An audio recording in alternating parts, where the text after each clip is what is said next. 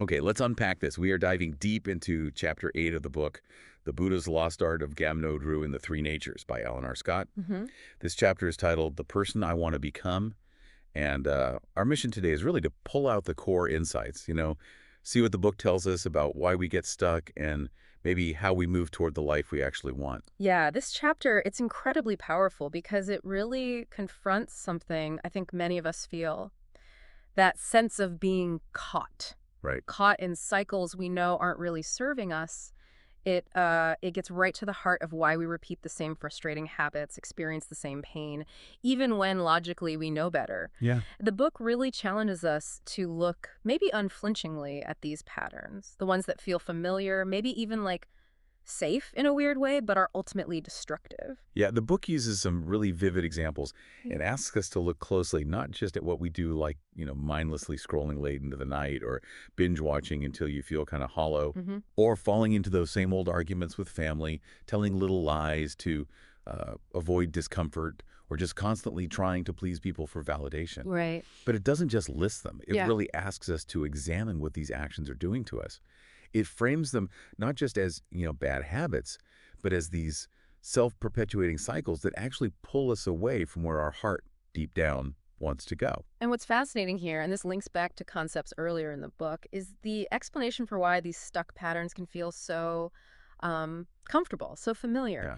The book suggests it's because we're constantly being influenced by forces. We can't easily see the bad nature and the stagnant nature. You can think of them almost like inner currents, maybe. Influences that whisper suggestions, Yeah. nudge us towards doing nothing or reacting, pull us into distraction or Yep. conflict. The natures.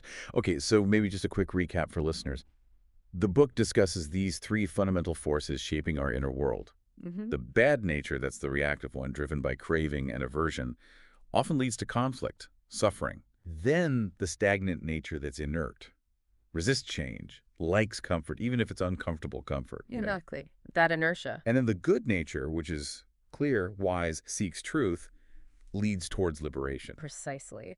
And chapter 8 explains how the bad and stagnant natures are like always operating in the background. And over time, their influence, their voices or impulses, they become so familiar, they actually start to sound like our own thoughts, our own Oh, preferences. wow. Yeah. And that's how stuckness can feel paradoxically safe. It's the well-worn path laid down by these unseen influences. It's the devil you know, kind of. Right. And here's where the chapter gets, well, really interesting and maybe a bit challenging. Mm. The book suggests the deepest trap is often that we prefer the known quantity of our current pain, our discomfort, over the, frankly, terrifying unknown of really changing. We cling to the familiar. We stay wrapped up in it, even if it's hurting us. But the path out, it seems, starts when you allow yourself to get curious about that pull, when you actually start questioning the discomfort you've been avoiding or maybe justifying. Yes, it's that moment. That moment you start asking, okay, why am I doing this again? Seriously, what am I really avoiding here? Yeah. That's when the idea that this stuck pattern is serving you somehow, or it's just who I am, that starts to break down. Right.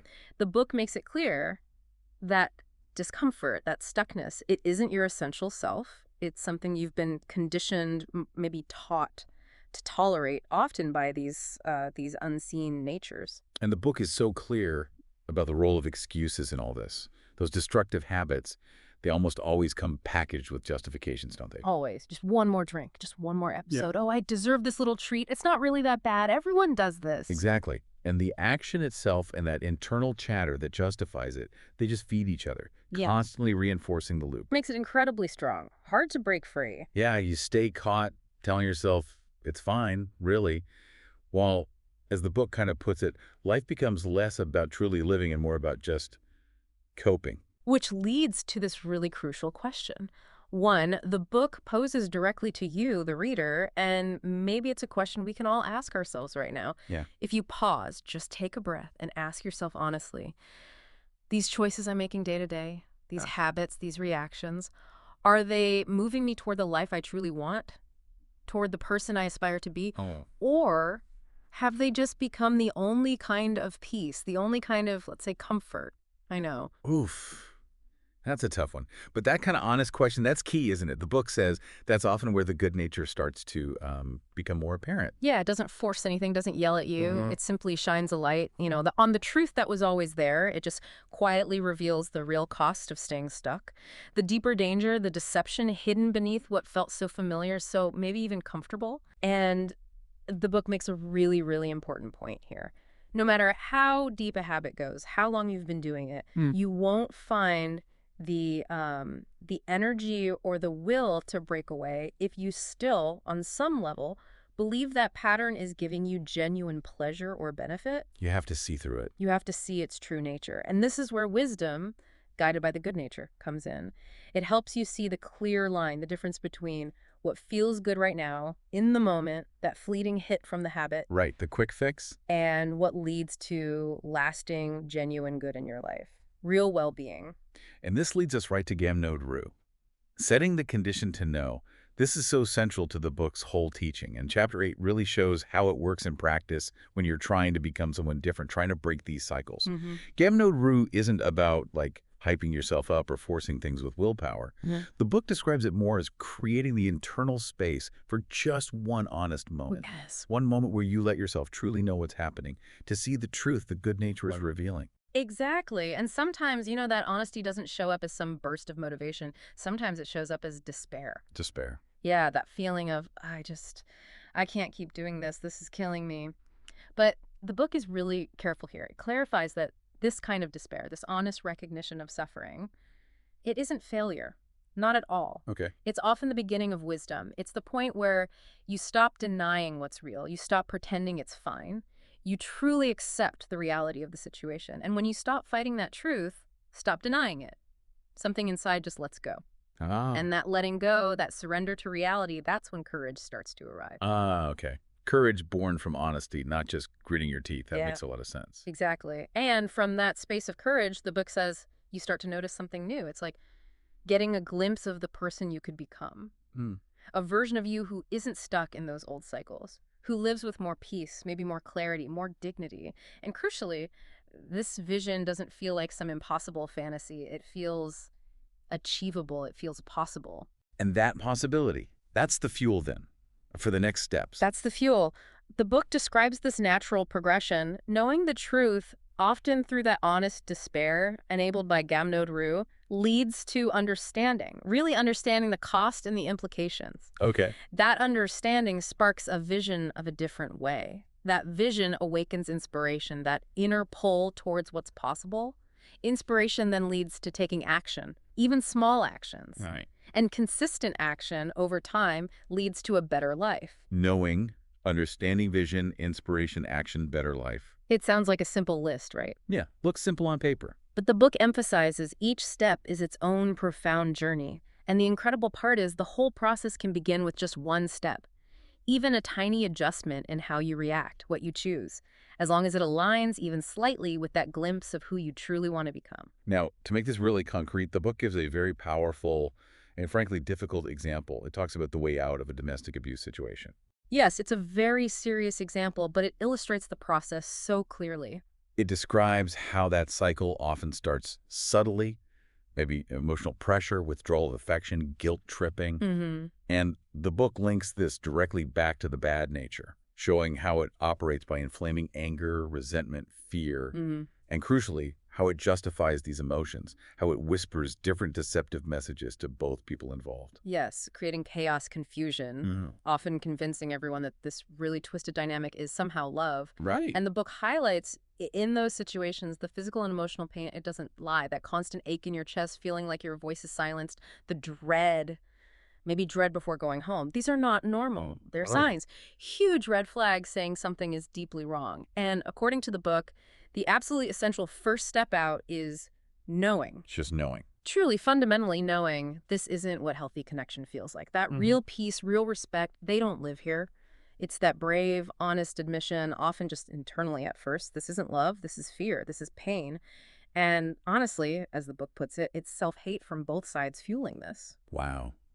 That act of knowing, which comes from setting the condition to see the reality, that leads to understanding the real cost, the devastating cost of staying. Yes, you stop making excuses, stop minimizing. You see the damage to your peace, your self-worth, your safety, your spirit. Hmm. And that clear-eyed understanding, that's what sparks the vision. A powerful, maybe fragile at first image of a life without that constant dread. A life where you can just breathe. Just be yourself. That vision awakens the inspiration, Yeah. that quiet but firm inner voice saying, I deserve better than this. Exactly. And it's not about deserving punishment for the other person. It's recognizing your own inherent worthiness of peace. Safety. From that inspiration, action begins. Could be small, a phone call, telling a friend, maybe looking up resources, starting a safety plan. But the book emphasizes something critical for actually getting out and staying out. Yeah. The need for a stable boundary. A stable boundary. What exactly does the book mean by that here? It means defining a clear, non-negotiable line. And crucially, it's drawn not from anger, not as a threat to manipulate the other person, but as a solemn vow, a vow to your future self that's saying, this is what I will no longer accept in my life, period. It's a declaration of self-respect, a commitment to your own well-being. The book really highlights that just leaving the physical space often isn't enough. Right, you can leave but still be trapped mentally. Exactly. True recovery, true freedom comes from establishing that firm inner steadiness, that boundary defined by what respect looks and feels like, and then insisting on it first and foremost from yourself. Wow. So real recovery isn't about chaos or revenge. It's about building that inner stability, building self-respect step by step. Precisely. The book describes it beautifully as reclaiming the person you were before the abuse, or maybe the person you were always meant to be.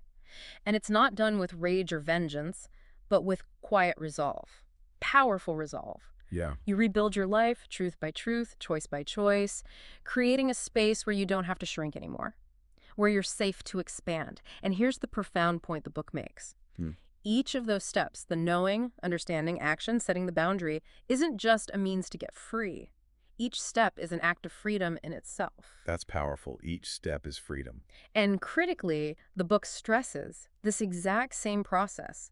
Knowing, understanding, vision, inspiration, action, boundaries. It applies to any situation in your life where you've accepted less than you deserve. Whether it's a relationship, a job, just a personal habit that's holding you back, it's the same fundamental pathway. That really broadens the scope, doesn't it? It connects that very serious example right back to the everyday struggles with feeling stuck that we started with. It's the same liberation process. Exactly the same. And Chapter 8 wraps up by posing a question that really brings it all home, frames the whole journey with this powerful perspective. Before I leave this world, it's not meant to be morbid. It's an urgent, present moment question about alignment. It asks you, are you living in a way that your younger self, that child with dreams, hopes, would look up to, would want to become? Are you even close to being the hero that child imagined you'd be? Yeah, that child who dreamed of being, genuinely good, brave, protective. Are we being that protective, responsible parent to our own inner child now? Are we creating that safety net for ourselves? That's quite the question. It challenges us deeply. If the answer, honestly, is no, or not really, the book asks, are you ready to be kinder to yourself? Ready to stop abandoning those essential dreams, those core values that really mattered before all the layers of conditioning and stuckness built up? And it emphasizes this isn't about proving your worth to the outside world. That's not the point. When you start living from the clarity, the truth of the good nature, when you cultivate genuine inner quality, you naturally need less external validation. Your worth comes from inside. So the real question the chapter leaves us wrestling with is, are you ready to become someone genuinely worth following? Starting with yourself following you. That person your younger self hoped you'd become? The person who walks with peace, with dignity? And time keeps moving, the book reminds us. Every day, every moment is another chance. Another chance to take one small step closer to that child's vision. You still have time. But not forever. But not forever. This whole journey of becoming, it happens moment by moment. And this is where Gaam-Node Ru, setting the condition to know, becomes our practical moment-by-moment tool. It helps us pause, even for just an instant, and see clearly, okay, what influence is at play right now? Bad nature, stagnant, good. It stops us from just automatically getting pulled back into the old familiar ruts. And the book is compassionate here. It says, look, it's okay to forget. It's normal to slip back into old ways. Just start again. To begin again. It takes practice, sure, to move from consciously setting the condition to it becoming more automatic. But the moment you remember, the moment you set that condition again, you're back on the path. Let that inner release, that click of seeing the truth, be your guide. Remember to set the condition to know. The rest, the becoming, will follow. That connects it all beautifully. Becoming the person we want to be isn't some final destination, is it? It's a moment-by-moment practice, guided by the wisdom of just being willing to know what's true right now, Exactly. and linking that practice back to the genuine hope, the vision of our younger selves. That's a really powerful lens to look through. It absolutely is. It brings us right back to that core, maybe uncomfortable, but vital question. Looking at your life today, are you truly living a life that your younger self would be proud to witness? Definitely something to reflect on Mm. deeply. We've covered a lot today in Chapter 8 of the Buddha's Lost Art of Gaam-Node Ru and the Three Natures. Really powerful stuff. It really is. We'll continue our deep dive into the book in our next discussion. We'll be exploring Chapter 9, which is titled Liberation in Every Moment. Looking forward to it.